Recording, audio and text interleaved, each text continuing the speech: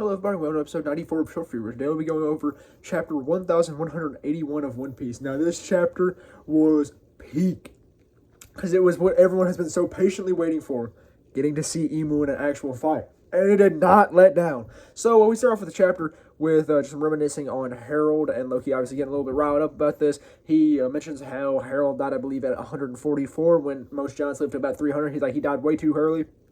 And we'll just get a little bit more of the flashback to Harold, and then they start duking it out. So Loki actually uses a named move on Imu called Ragna Izuchi, which Imu transforms his little like staff into like a ball, like a mace almost, and clashes with Loki. And we see this. Then he like feigns off of it, jumps up, hits a move. I don't know if it's a move or the name of his weapon, but he might have hit a named move called Nemesis. He turns his weapon into a sword, like a big sword. Is this a Mihawk up still, guys? Just think about it. It might be a Mihawk up still, that's all I'm saying. But yeah, so we see as he turns into a blade, he pierces Loki through. And during all of this, we see as he kind of pulls away and then gets to starts discussing his power with Loki. So he mentions about how, he just kind of explains Omen a little bit. He mentions how Omen is, he refers to himself as Mu. So I don't know if he's referring to something else or if Mu is, he's just being like doing the power move and referring to himself in the third person. But he says that Omen is actually just Mu's military power and how Omen resides within everyone. Yet it requires his ability to unlock it, essentially, which is the black flames and all of that. But yeah, so he then explains how to activate like his true power, which I'll get to here in a second. He has to have three conditions first. You have to have corruption, you have to have covenant, so depths covenant or whatever, one of those three covenants, or it's, I don't remember the first one. I know you have depths and abyssal, that's 2 and 3. I don't remember what one is called. But yeah, so you got to have that, and then you have to have power or Omen. So this was a debatable one on the actual translation, because it could be translated, because use the same kanji as Omen, but it could also be translated as power. However, I would believe it would be power, because if Omen resides in everyone, that really wouldn't be a necessity to speak of, because it's in everyone, so it would be kind of redundant to state that Omen is in everyone, and then say that that person has to have Omen to activate this ability. So I would presume it's actually power. So they have oh my gosh, corruption, covenant, and power. So with these three, he can activate Dominion. Or no, not Dominion, Domain. No, it's Dominion, my bad. And we learn that Imu's ability is called God's Dominion. And this is, I'm excited. I didn't think we were gonna get like Imu's like big power revealed here. But yeah, so we see this, and Loki is he's offering this to Loki. He's like, I could give you this power. You would be far surpassed that of humanity in just a mere second. And he's like, I don't want to take no power from you. And it's funny how your power's name is God's Dominion when it seems more like a contract with the devil. And then Imu says, what's the difference between a devil and a god? And then Loki goes, I don't know, but I'm still gonna fight you, bro. So they get back to fight a little bit, and then we see as Loki mentions how Imu is still in thought, and so he's like, you know what, bro, you're not taking me seriously because of this. So we see as he absolutely whaps Imu. He sends him flying across Elbaf. He hits the World Tree. I don't know if it's ever stated, but like in Norse mythology, the World Tree is Yggdrasil, so I presume it's Yggdrasil in here on Elbaf. But yeah, he sends bro flying. He crashes into the tree, and we see as we get flashback to Luffy, and Luffy's still munching down. He's mentioning how he's actually never felt hockey like this before. So this hockey is more powerful than Joy Boys.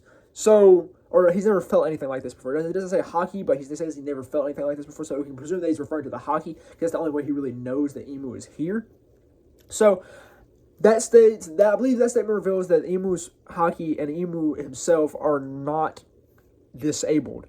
Because I presume that Imu's hockey would have to be more powerful than Joy Boy's. And based off this statement, it should be.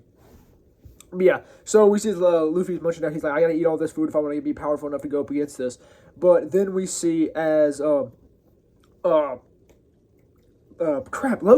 transforms into Needhugger, and he goes to fly and hit a Thorheim, or a Thor Thunder, and that's a Thorheim on Imu. And we see as Imu smiles, and it says, Thou Hast Returned, the one with like crap. He says like the one with the endless smile or the unchanging smile.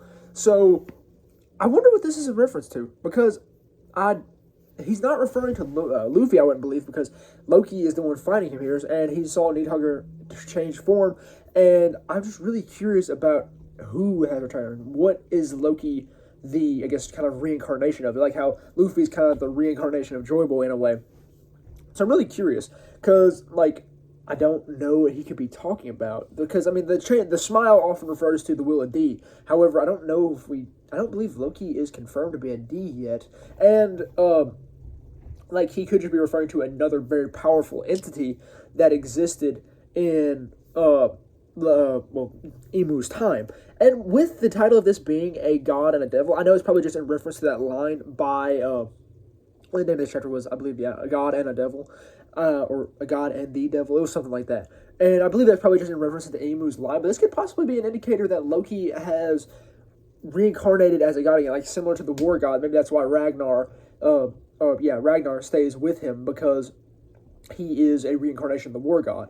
So I'm really ready to see what that is, because I presume that if this title is anything to go off of and it's not just in reference to Imu's line, then Loki is likely one of the ancient gods.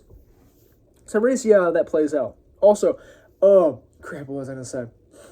I'm also curious if Imu is actually the final villain. Based off this chapter, I do not believe that Imu will be the final villain. I believe he's going to put up quite a show here, and unless he has like some 2-year time skip, Sabaody to Fishman Island, like, or Marineford to Fishman Island, whatever you want to say that junction is. But yeah, unless he has some training like that, I don't think he's beating Luffy and Loki at the same time. That's all I'm saying. And it's looking like Luffy's going to pull up pretty soon. So, I honestly don't think Imu is going to be the final villain. Because, like, yeah, he was putting the whooping on Loki there for a little bit. But Loki has shown that he has the power to fight back.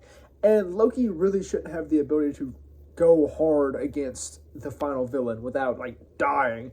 So, yeah, I'm ready to see how that plays out, because like, now I was presuming that Imu would be the final villain a little bit, and then like when I read about his hockey, I was like, I don't know. And now this kind of establishes even further in my mind that he may not be the final villain. But yeah, that's all it really was for chapter 1180. Yeah, 1181 of One Piece. And that's all I really have for episode 94 of Show Reviews. So thank you very much for watching.